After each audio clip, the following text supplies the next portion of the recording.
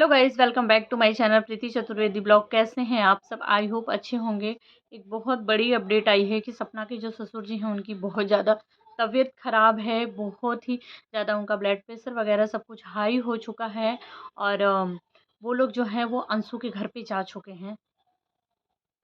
वो लोग यहाँ पे नहीं हैं, पर पड़ोसी का तो कहना है कि पड़ोसी उनके दुख सुख में हमेशा खड़ा रहेगा। जब भी उनको ज़रूरत रहेगी तो वो हमेशा उनके साथ है। तो क्या पड़ोसी डॉक्टर तक भी नहीं लेके जा सकते थे उनको, या फिर किसी और रीज़न से गए हैं? तबीयत तो बहाना है, क्योंकि सपना ने हमेशा से कहा है कि सपना को निकालने के लिए, सपना को भगाने के लिए उस घर से साजिश की जा रही थी, ताकि जब सपना जाएगी, प्रॉपर्टी वॉपर्टी का लालच तो होता ही है ना।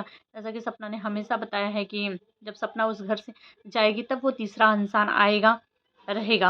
और वो क्या सच में वो तीसरा इंसान आने वाला है? प्लानिंग चल रही है उसकी, इसलिए गए हुए हैं। क्योंकि छोटा मोटा बीमारी में तो पड़ोसी है ही ना। क्योंकि पड़ोसी ने कहा है कि किसी और रीज़न से नहीं, अंशु की। तो हेलो दोस्तों, welcome back to my channel Preeti Chaturvedi blog. कैसे हैं आप सब? आई होप अच्छे होंगे। मैं भी बिल्कुल अच्छी हैं। ठंडी पड़ गई है, आप सभी लोग अपना ख्याल रखिए। तो गाइस मैं बात कर रही हूँ सपना के सास ससुर के बारे में। सपना के सास-ससुर की तबीयत, सपना के ससुर जी हैं उनकी तबीयत ख़राब है, इसलिए सपना के जो सास के जो भतीजे हैं वो आए हुए हैं और अपने साथ लेके गए हुए हैं। जबकि वो 31st से पहले के शायद आए हुए हैं, क्योंकि उनका ब्लॉग ना अभी 2-3 दिन पहले आया, जिसमें वो बोले कि मैं बुआ फूफा से मिलने के लिए आया हूँ। लेकिन वो 31st के पहले के आए हुए हैं, क्योंकि पड़ोसी जब उनके घर पे अपना कैमरा लेके पहुंचा था 31st की रात को, जिस दिन पड़ोसी का बर्थडे था, तो वो कैमरे में हमें हल्की सी देखने के लिए मिली कि बगल वाले कमरे में कोई और इंसान बैठा हुआ है। जबकि अंकल आंटी के पास हमारे हिसाब से कोई नहीं रहता है। पड़ोसी के वीडियोस में जब भी अंकल आंटी दिखाए होंगे और कोई भी नहीं दिखाई दिया है, तो इससे साफ पता चलता है कि उनके पास कोई नहीं रहता है। तो वो बगल वाले कमरे में कौन था? क्या ये सपना के सास के जो भतीजे हैं वो पहले से ये आकर के रह रहे हैं वहाँ पे? क्योंकि बहुत दिन पहले सपना ने बताया हुआ था कि सपना को उस घर से भगाने का, उस घर से निकालने का ही सब कुछ प्लानिंग था कि सपना इस घर से हटे, तब हम अपने आगे का जो काम है वो करेंगे। और वो लोग पूरी तरीके से कामयाब भी हो गए, और अब उनको पता भी चल गया है कि सपना अब उस घर में नहीं आने वाली, कि उसने अपनी घर गृहस्थी सब कुछ एक हिसाब से तैयार कर ली है, रेडी कर ली है। तो मुश्किल ही है कि अब वापस वो उस घर में जाएगी, क्योंकि सपना ने गाड़ी खरीद ली जिसकी सपना को सख्त ज़रूरत थी। सपना ने अपना घर खरीद लिया। जब तक वो रेंट के घर पे रह रही थी तभी तक सभी को ये लग रहा था कि शायद सपना गुस्सा उतर जाए, शायद अंकल आंटी मना ले, शायद सपना मान जाए, शायद दोनों परिवार एक हो जाएगा।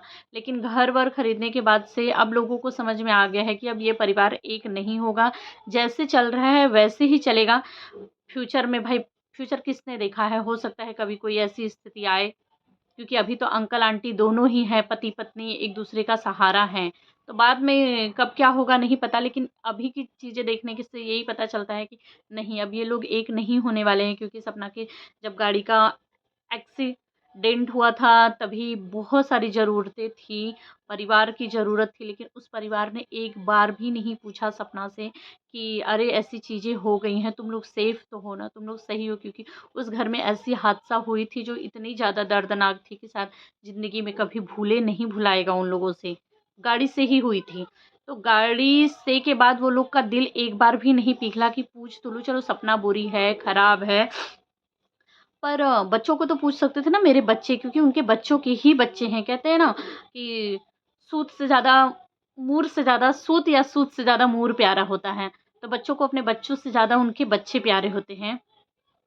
तो उनको, लेकिन अंकल आंटी ने वहाँ वो चीज़ें भी नहीं पूछी। यहाँ तक गाड़ी का जो ओटीपी कुछ चीज़ें हैं, मुझे इतना नहीं पता है, लेकिन गाड़ी का जो भी मतलब उसका नंबर-वंबर जो भी चीज़ें आ रही थी, सब पुराने वाले राजवीर भाई का जो नंबर था अंकल के पास था, उसी नंबर पे सब कुछ आता था।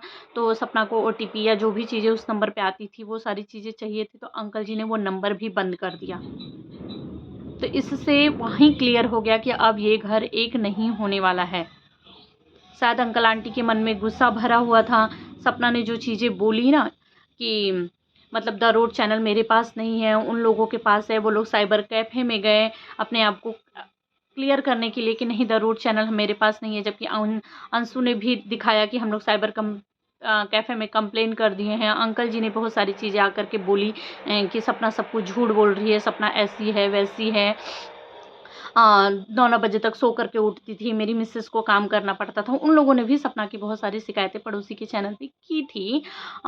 तो वो सारे गुस्सा की वजह से अंकल ने उनकी मदद नहीं की, वहीं से रिश्ते एकदम से ज़्यादा खराब होती चली आई। जो भी था, मतलब यही था कि अब अंकल आंटी के पास कोई नहीं रह रहा था। लेकिन अचानक से सपना के जो सास के जो भाई हैं वो आए हुए हैं और वो अंकल आंटी को लेकर के गए, बोले कि तबीयत ख़राब है इसलिए मैं लेके जा रहा हूँ। अंकल का ब्लड प्रेशर और सर हाई है, आते टाइम या जाते टाइम जो भी होगा, जाते टाइम हो सकेगा तो जाते टाइम दवा दिला देंगे, नहीं तो रिटर्न आते टाइम दवा दिला। अगर किसी इंसान की इतनी ज़्यादा तबीयत ख़राब है तो उसको आते टाइम का इंतज़ार क्यों करना। इंसान तो हॉस्पिटल में 4-4 6-6 घंटा लाइन लगाया रहता है दवा लेने के लिए, डॉक्टर से मिलने के लिए। प्राइवेट हॉस्पिटल में आज भी सभी के पास पैसे नहीं हैं इतने दे करके जल्दी-जल्दी मिलने के लिए। तो सरकारी हॉस्पिटलों में तो दिन-दिन बीत जाते हैं लोगों को लाइन लगाने के लिए, एक सोनोग्राफ़ी का रिपोर्ट लेने के लिए। यही बात है कि अंकल आंटी गए हुए हैं अंशु के घर पे, क्योंकि पड़ोसी का कहना है कि अंकल आंटी जो हैं, अंशु की ठंडियों की छुट्टी हुई है, छुट्टी हो गई है, इसलिए अंकल आंटी जो हैं गए हुए हैं। आंटी जी अपने मायके गई हुई हैं। 2 इंसान, अलग-अलग चीज़ें, अलग-अलग बातें। पहले तो मैं पड़ोसी को कहना चाहूँगी कि पड़ोसी भैया प्लीज़ आप जो है अंकल आंटी के बिना परमिशन के वीडियो मत बना के डाला करिए, क्योंकि उनकी वीडियोज़ देखने के बाद क्लियर पता चलता है कि अंकल आंटी आपके वीडियोज़ में नहीं आना चाहते हैं। वो मजबूरी में आपकी वीडियोज़ में आ रहे हैं, क्योंकि बोलते हैं ना कि उनके पास आप लोगों के अलावा कोई नहीं है अभी। जैसा कि मैंने पिछली वीडियोज़ में भी कहा था। उनके पास कोई नहीं है तो शायद वो लोग मजबूर हैं कि अगर ऐसा कुछ बोल देते हैं जिससे आपको बुरा लग जाएगा तो भाई आप भी नहीं रहोगे उनके, तो क्या करेंगे? तो तो प्लीज़ किसी की मजबूरी का फ़ायदा मत उठाइए। एक बार उनसे पूछ तो लीजिए कि क्या अंकल आंटी आप मेरी वीडियोज़ में आना चाहते हैं? आना चाहते हैं ना, क्योंकि ऑडियंस को ऐसा लग रहा है, बहुत सारे लोग इसी तरीके का पड़ोसी के वीडियोज़ पे कमेंट करते हैं कि अंकल आंटी नहीं आना चाहते हैं, ये ज़बरदस्ती अपनी वीडियोज़ में लेता है। ये अपने चैनल को खड़ा करने की कोशिश कर रहा है, मजबूरी का फ़ायदा उठा रहे हैं इन लोगों के। तो अगर अंकल आंटी सच में आपकी वीडियोज़ में आना चाहते हैं तो एक बार क्लियर करके ऑडियंस को भी आंटी या अंकल किसी की एक आवाज़ सुना दीजिए, ताकि लोगों को पता चल जाए कि हाँ, अंकल आंटी को कोई आपत्ति नहीं है। क्योंकि आपकी वीडियोज़ में अंकल आंटी कभी फ़ेस टू फ़ेस कैमरा के सामने बिल्कुल नहीं आए हैं।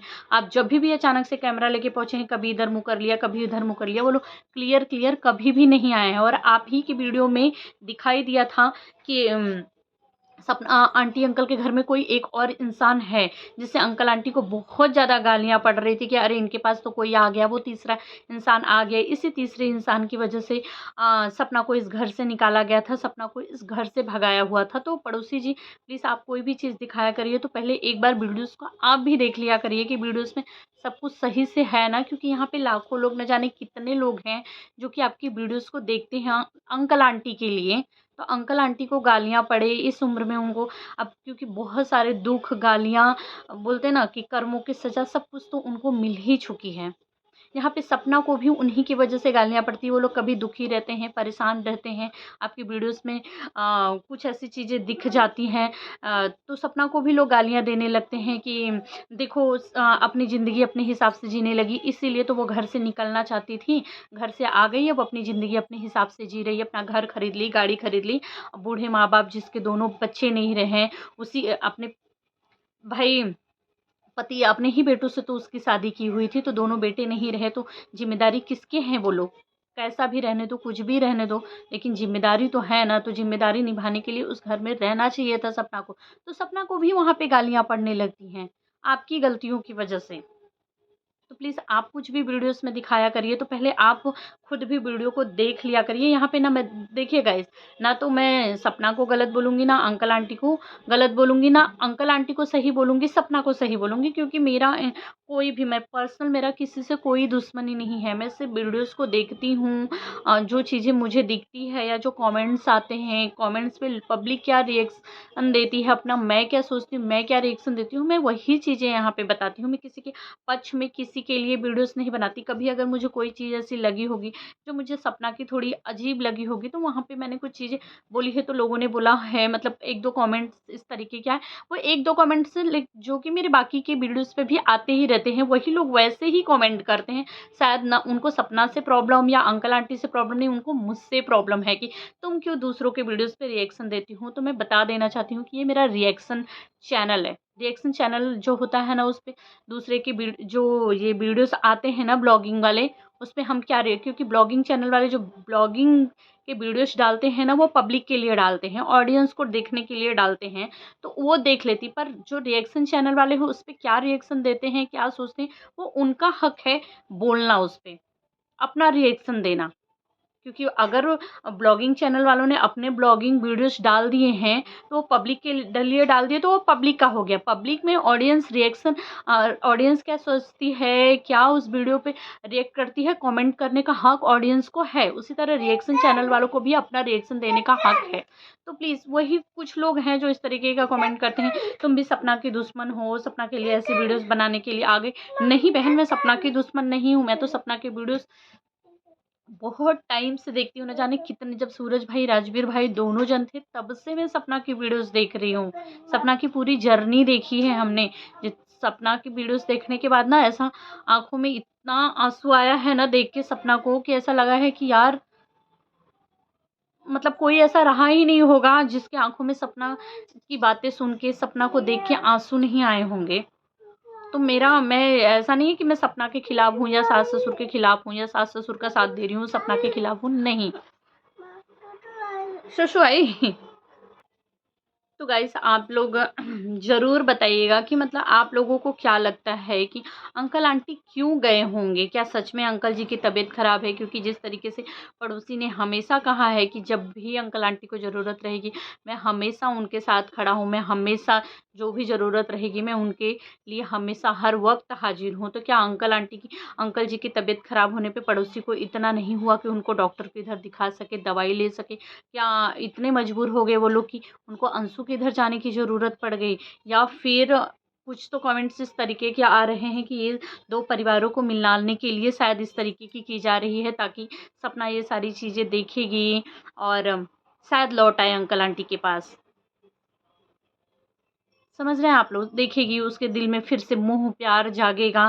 शायद अंकल आंटी के मन में भी है कि नहीं, अब वो लोग अकेले नहीं रह पा रहे हैं, इसलिए सब कुछ किया जा रहा है। या फिर अंकल आंटी, वो तीसरा व्यक्ति जो है, कुछ अलग ही तरीके की प्लानिंग चल रही है, इसलिए वो लोग लेकर के गए हुए हैं अंकल आंटी को।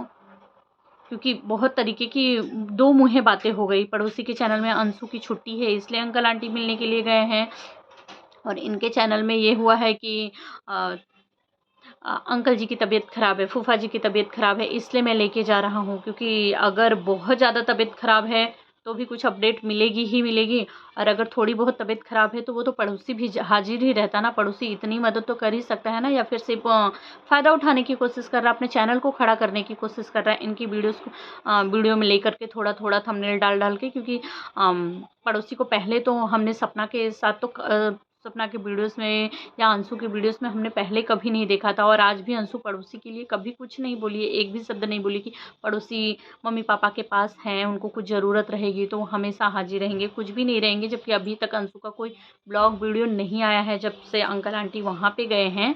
तो आप लोगों को क्या लगता है, कमेंट में ज़रूर बताइएगा। और मेरी थॉट्स यही थी, मुझे ये लगा कि मतलब अंकल आंटी गए हैं वहाँ